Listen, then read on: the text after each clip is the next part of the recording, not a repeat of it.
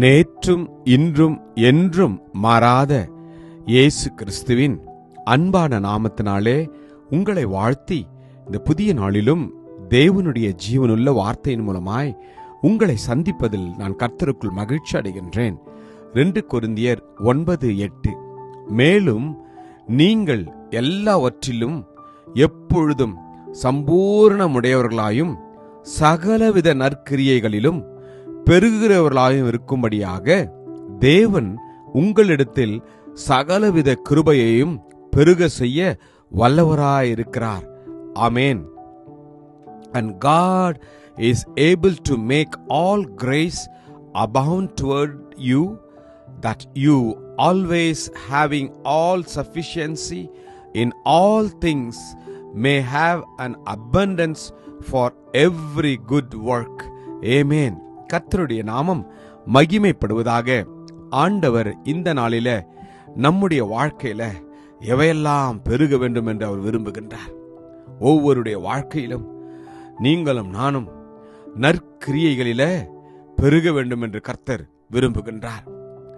உங்களுக்குள்ளும் எனக்குள்ளும் அவர் வந்து வாசம் செய்கின்ற போது, இயேசு கிறிஸ்து உங்களுடைய இருதயத்திலும் என்னுடைய இருதயத்திலும் வாசம் செய்கின்ற போது, ஆவியானவர் நம்மை நடத்துகின்ற போது, நம் வாழ்க்கையில் இந்த நற்கிரியைகள் நிச்சயமாய் காணப்படும். அது மாத்திரமல்ல, ஒவ்வொரு நாளும் அது நம்முடைய வாழ்க்கையில பெருக வேண்டும். அதன் மூலமாக நம்மை பார்க்கிறவர்கள், நம்மிடத்தில் பேசுகிறவர்கள், நம்மோடு உடன் வேலை செய்கிறவர்கள், நம் சபையில் இருக்கிறவர்கள், குடும்பத்தில் இருக்கிறவர்கள் ஒவ்வொருவரும் நம்முடைய நற்கிரியைகளை கண்டு பிதாவாகிய தேவனை அவர்கள் மகிமைப்படுத்துவார்கள். ஆம், வேதம் சொல்கிறது, சோர்ந்து போகாமல் நற்கிரியைகளை செய்து மகிமையையும் கனத்தையும் அழியாமையையும் தேடுகிறவர்களுக்கு நித்திய ஜீவனை அளிப்பேன் என்று கர்த்தர் சொல்லுகிறார். எனக்கு பிரியமான தேவஜனமே, நாம் தேவனுடைய விருப்பத்தின்படி வாழ்கின்ற போது, அவருடைய நற்கிரியைகளிலே நாம் ஒவ்வொரு நாளும் பெருகுகின்ற போது, கர்த்தர் நமக்கு நித்திய ஜீவனை ஆயத்தப்படுத்தி வைத்திருக்கிறாராம். ஆம், ஒவ்வொரு நாளும் அவர் மேல் இருக்கிற விசுவாசம் நம்மில் பெருக வேண்டும். நீங்கள் போதிக்கப்பட்டபடியே விசுவாசத்தில் உறுதிப்பட்டு ஸ்தோத்திரத்தோடு அதிலே பெருகுவீர்களாக என்று வேதம் சொல்கிறது. ஆம், தேவனுடைய வார்த்தையின் மேல் நாம் வைத்திருக்கிற விசுவாசம் ஒவ்வொரு நாளும் பெருக வேண்டும். சூழ்நிலைகள் மாறுபட்டிருந்தாலும், சூழ்நிலைகள் நாம் நினைக்கிற பிரகாரம் இல்லாவிட்டாலும், கர்த்தர் உங்களையும் என்னையும் அந்த வார்த்தையில விசுவாசமாய் இருக்கும்படியாய் அவர் கிருபை செய்வார். அவர் மேல் நம்முடைய நம்பிக்கை பெருக வேண்டும்.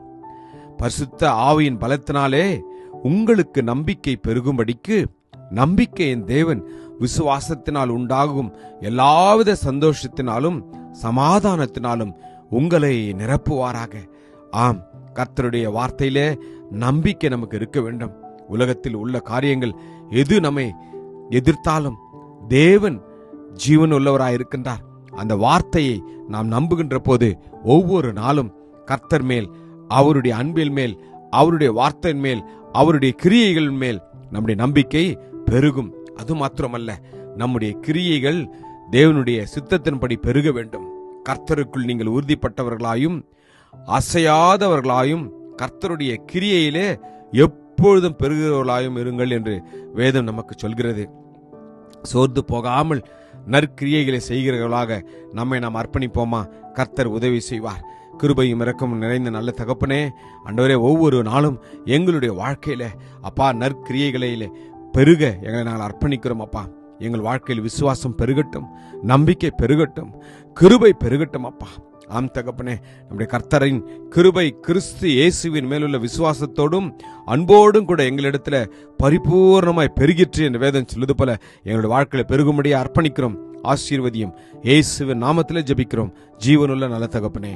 ஆமென். God bless you. Jesus loves you. Amen.